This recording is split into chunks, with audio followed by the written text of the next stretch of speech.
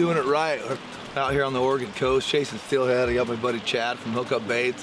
My good buddy Jacob, who you saw last year, rode in the boat.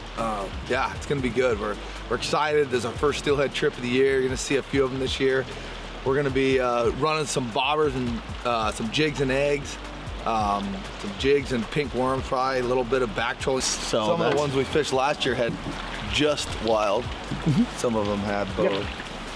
Depends on the river system, but this river system gets about 50,000 smolt planted.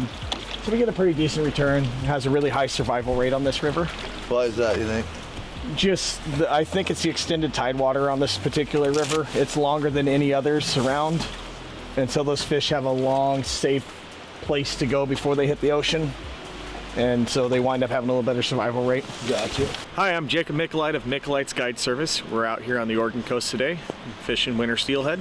Born and raised here in in the area. Depot Bay is where I'm born and raised.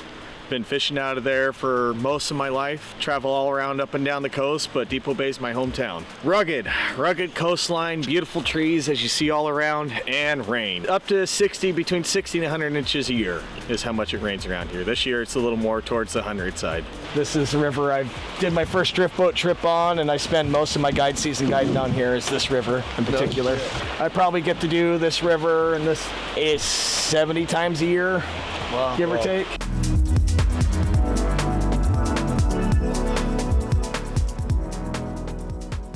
We're getting rigged up here. We got some 30-pound braid, and then we're going to a 20-pound. Where's that leader at? It's this 20-pound Clear. It's got a little stretch to it. Jacob was saying that he likes a little bit of stretch with this, so we're gonna run some 20-pound on that off of a 30-pound braid, and then we're just gonna run just a simple float setup, and underneath that float setup is going to be a Maxi Jig. We're going to go with a Maxi Jig with a little coon shrimp tipped on it. Chad's running hookup baits. Just a hookup bait. Just a hookup bait. No Can't float. get any simpler.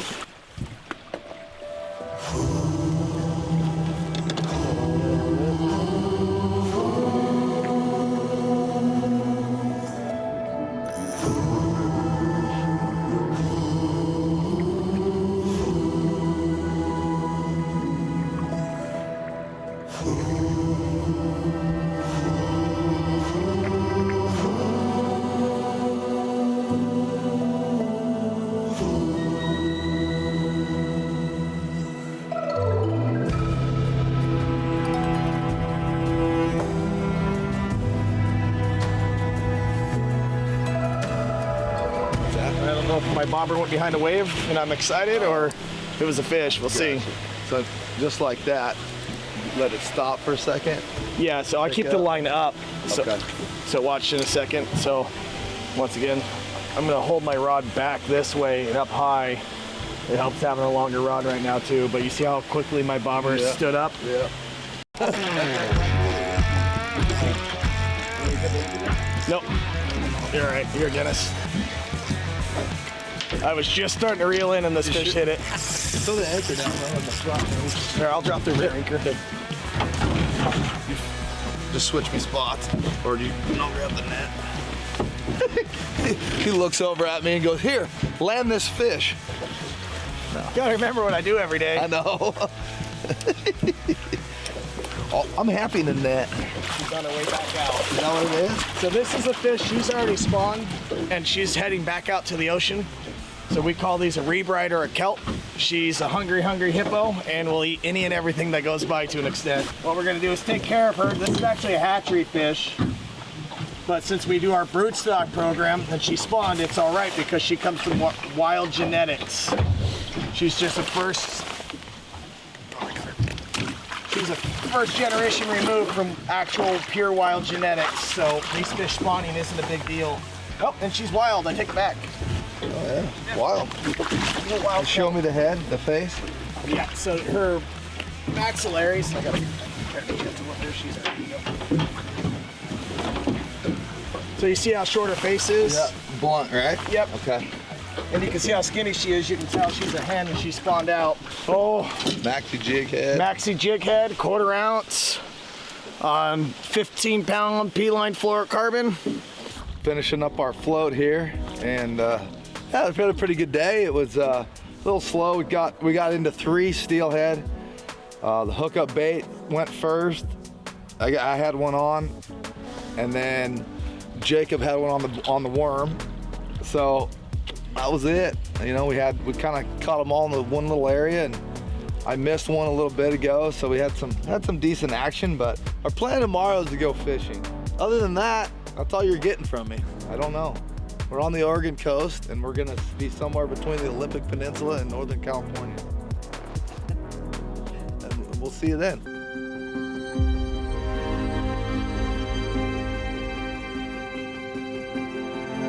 Switching it up today.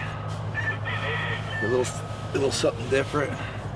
We decided to get the rafts out. The water's kind of low, clear, as you could see yesterday. Jacob thought if we did something a little different, we get the raft out. So we got the rubber, you know, the big rubber raft. So we're gonna split up. We got one of Jacob's buddies coming. And yeah, we're just gonna do something a little different, float a different river, maybe a little less pressure. You know, just see if we can put a couple more fish to the boat today and build on what happened yesterday. So we got a little bit going, we got warmed up. Now it's time to rip some steelhead faces off.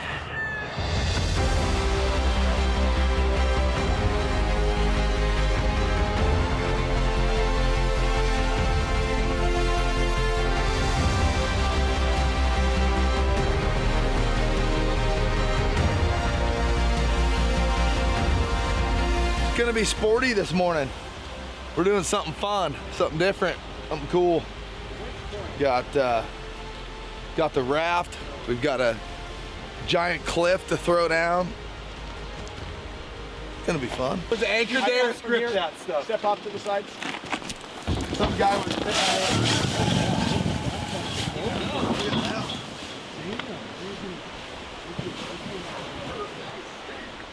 How did you know how long to make that rope?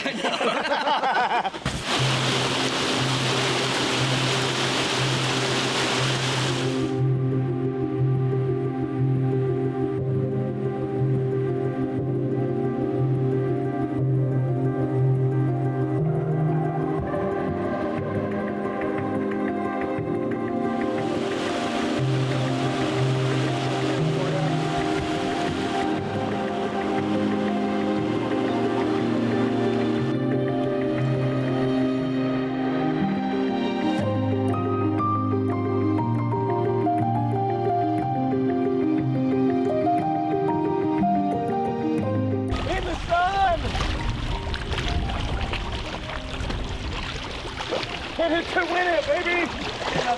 Hit it to win it! Hit it for me. Watch your rod, watch your rod! Sorry, I didn't know it was going. Nice spot. Yep, grab. I'll get it for you.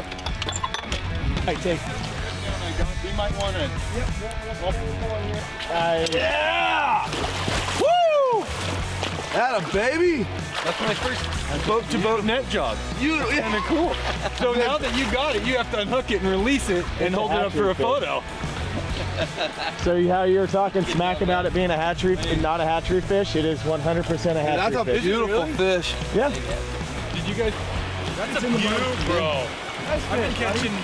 Watching that free release that. Here we go.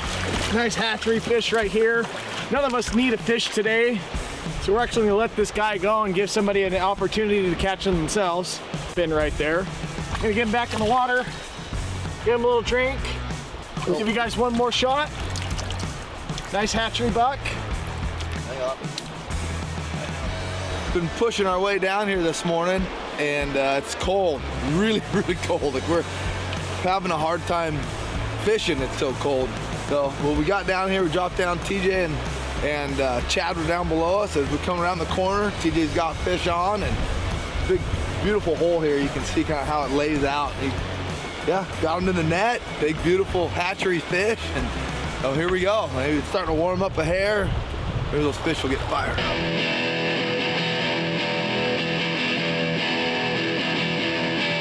TJ and I have landed 25, 30 fish, and then we've had days where we land one or none on here. You know, that's the whole reason why it's called fishing. Oh, not catching. Yeah, not catching. Go ahead, You know, go ahead, say that one on camera for us.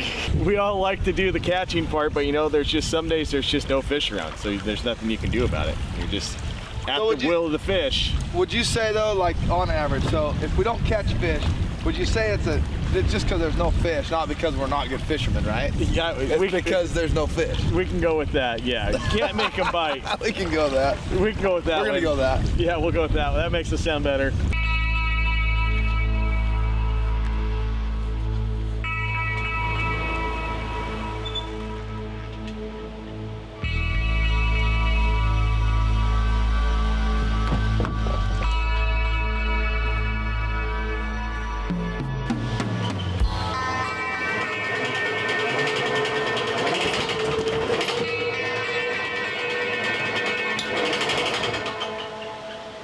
Dennis was feeling under the weather, so I'm Dennis today. But yeah, he woke up this morning not feeling well, so we are going Dennis-less, and we're gonna do our thing, make it happen. Feeling pretty good. The skies are pretty clear right now. There's no one on the water. You know, that's kind of a benefit of fishing where the raft is get less pressure. And so this stretch right now I brought you guys up to is pretty low. There's a few guys that'll take hard boats down it, but as a general rule, it's just me and my raft. And that's kind of why I like having the raft, is I get away from people.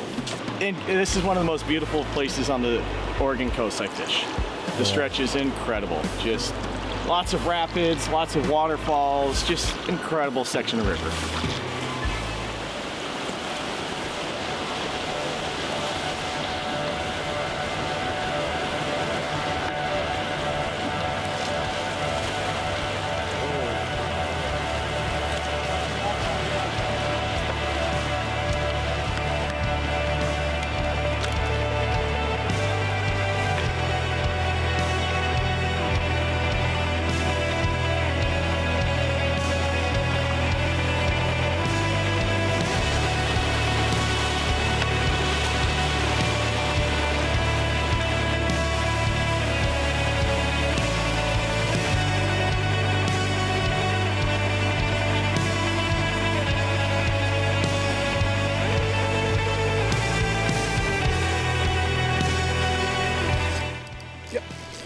First fish of the morning, we got set up in one of my favorite spots, and I was fishing worm on a Maxi Jig head under the float. Got it set up, going perfectly through there, and picked up our first fish of the morning. Everyone rejects me, even in my best dreams. And I've come to realize, I can see it in your eyes, you're out to get me. Yeah, I know you're out to get me. Everyone rejects me, living in a conspiracy. And I've come to realize, I can see it in your eyes, you're out to get me. Yeah, I know you're out to get me. It's not as if I tricked you.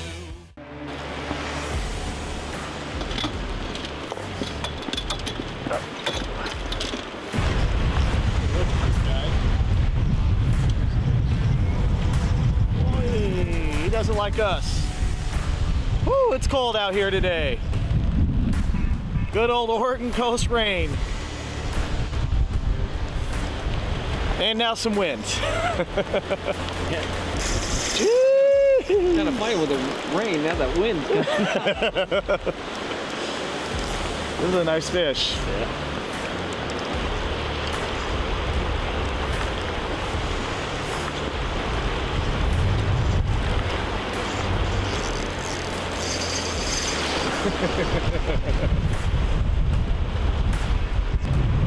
There you go.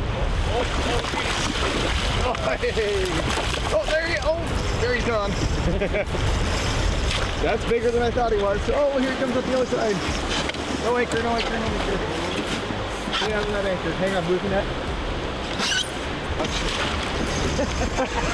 It's a rodeo. Crazy ass fish. He's a stud. That's a bigger fish than I thought he was. And my fingers being cold and not working and holding onto this rod right now. Oh, Oh, hey, big wild pot. Always all the way at the end of the handle of the net. You want to hang on to that and keep his head in the water.